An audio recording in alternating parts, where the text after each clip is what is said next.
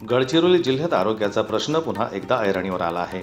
जिल्ह्यातील गडचिरोली जिल्हा महिला व बाल रुग्णालय येथे उपचार घेत असलेल्या 11 महिन्यांच्या चिमुरडीचा संशयास्पद मृत्यू झाल्याची धक्कादायक घटना समोर आली आहे।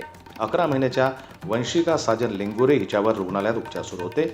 2 तासांपूर्वीपर्यंत तिची प्रकृती स्थिर असल्याचं सांगितलं जात असताना अचानक तिचा मृत्यू झाल्यानं कुटुंबियांनी डॉक्टरांवर निष्काळजीपणाचा आरोप केला आहे। या घटनेची सखोल चौकशी करून दोषींवर कठोर कारवाई करावी, तसेच जिल्ह्यातील रिक्त वैद्यकीय पदे तातडीने भरून आरोग्य सेवा मजबूत कराव्यात अशी मागणी करण्यात आली आहे। दरम्यान गडचिरोलीसारख्या दुर्गम भागात नागरिक शासकीय रुग्णालयांवर अवलंबून असताना अशा घटनांमुळे नागरिकांमध्ये संतापाचं वातावरण निर्माण झालं आहे।